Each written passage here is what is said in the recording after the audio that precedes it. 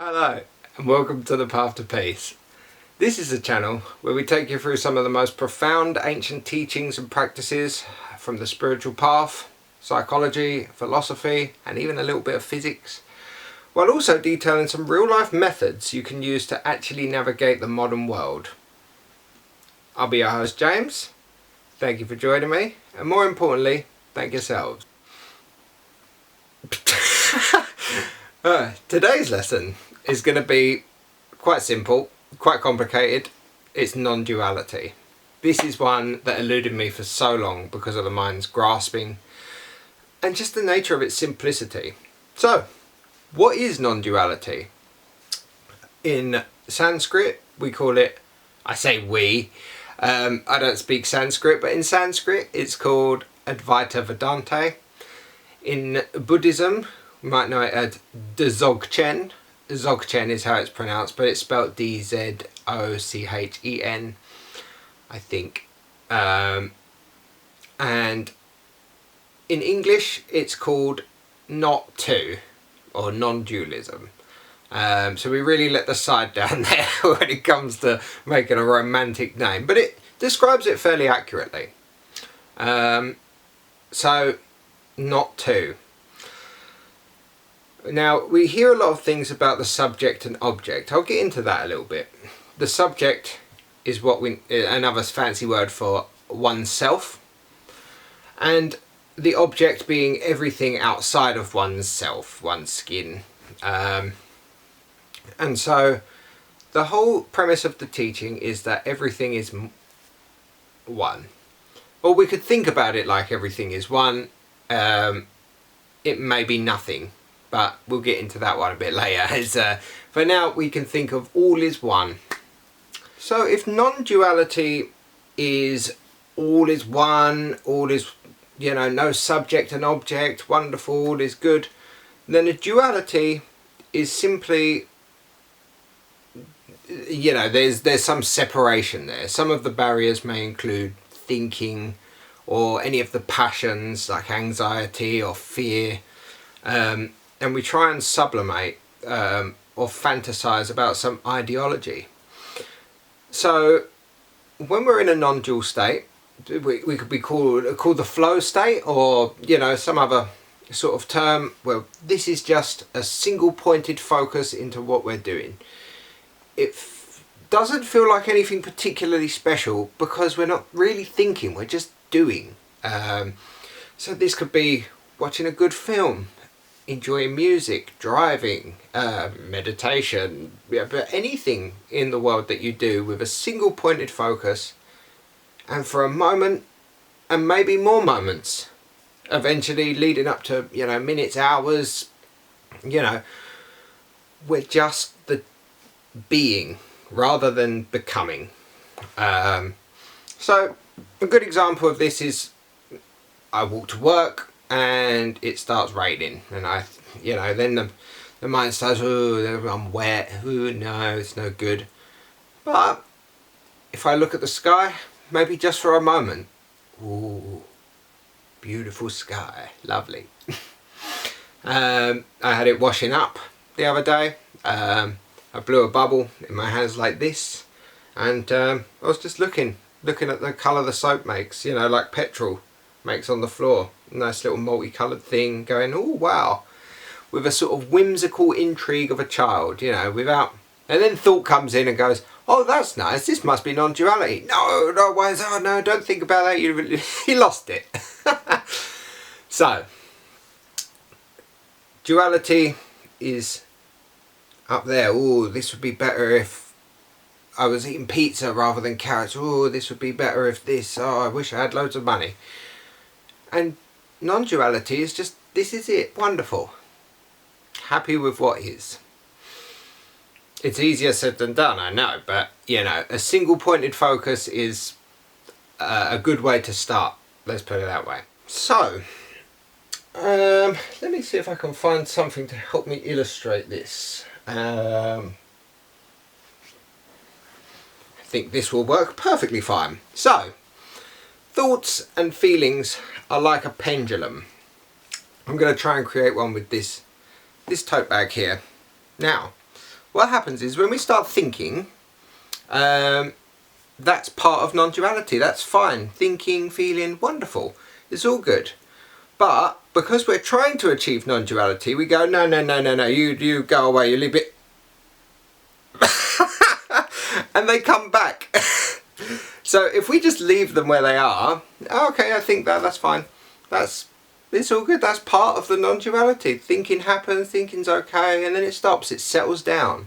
It's been likened to a pond. Muddy water sits at the bottom. And the more you splash and you splosh, and that disturbs the mud comes up and the whole thing looks muddy. There's ripples and waves. And it's okay, you just leave it, leave it, leave it, leave it. And eventually everything calms down and the mud settles at the bottom and the ripples and waves stop.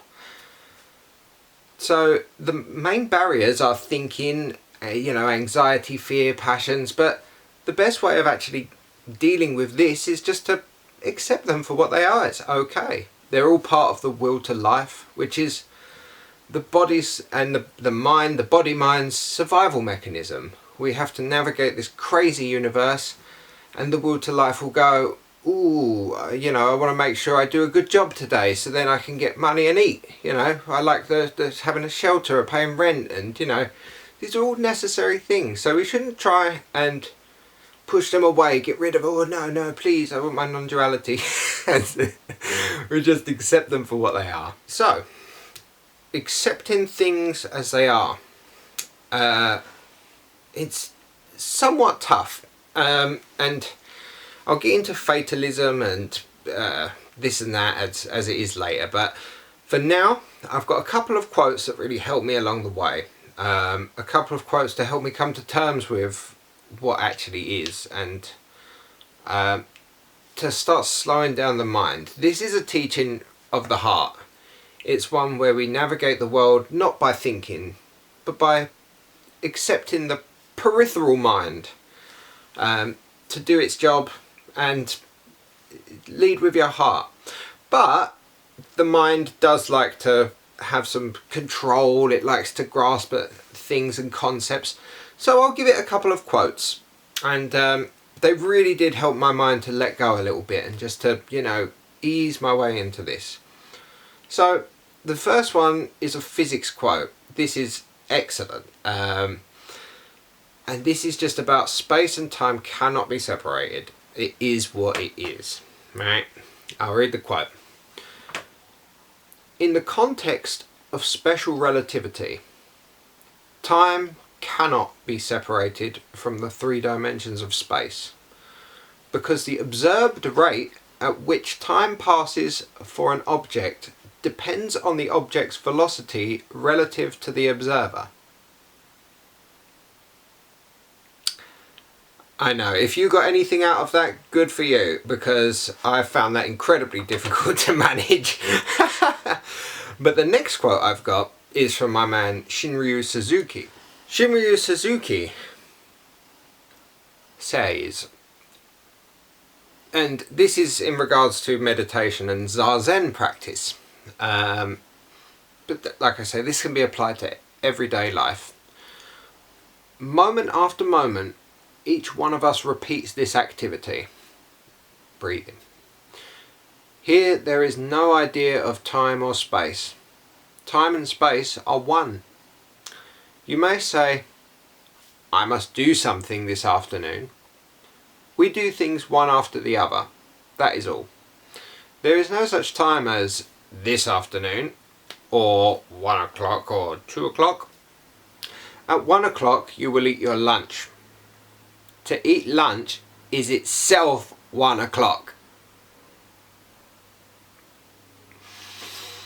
For someone who actually appreciates our life, they are the same. And that was really the aha moment.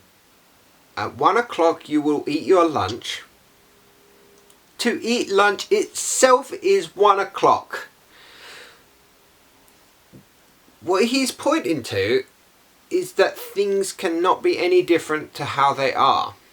The example being, if I sit here at 1 o'clock eating a carrot for lunch, my mind will probably say something like, I wish this was pizza. I like pizza.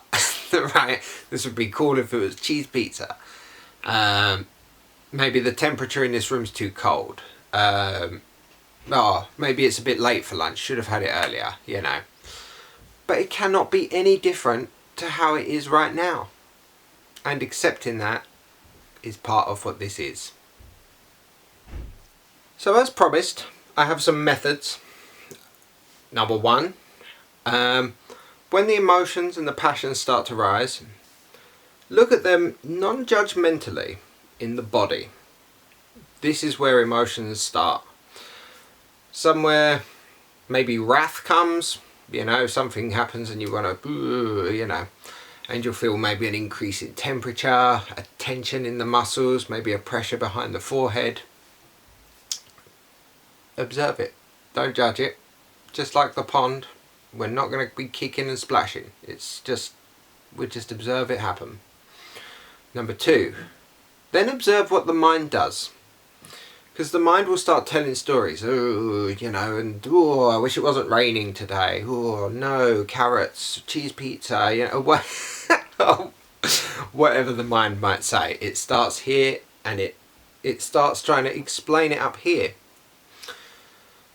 And again, observe it non-judgmentally. That is method number two. There's sort of one.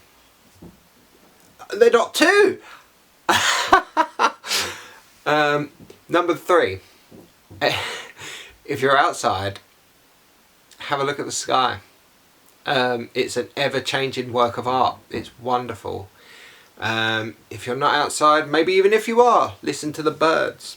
If there's no birds, listen to the silence. These are great things to focus on because they're just stunning, you know, to hear a bird and just let it activate your beginner's mind, which leads me on to number four, your beginner's mind. Look at everything with the whimsical intrigue of a child. Oh, I wonder how that was built. Oh wow, look at the sky. Oh, the stars, which one is... Oh, I wonder if that's a planet. Oh wow, how would a carpenter do this thing? Oh, lovely. As if you've never seen it before. Forget everything you know. That's number four. And number five, observe nature. Nature can be cruel. Nature can be wonderful. Nature can be a lot of things. Don't judge it. Nature is what it is. And just like ourselves, if we can see ourselves in the flowers, in the trees, in the cows and the dogs, the meerkats and the monkeys, then it's nice and easy for us to reconcile with these cute things, you know, flowers and meerkats. They're all life affirming, you know, they're wonderful and they make us feel happy. Newborn baby puppies and kittens, they're wonderful. And it also helps us forgive ourselves for maybe some of our less than ideal qualities. You know, meerkats and tiny little kittens and puppies and birds, they can be violent, they can be competitive, they can be envious and have their own little quirks and ways that we might not find particularly palatable. But one of the most important things about this is being at one with these things.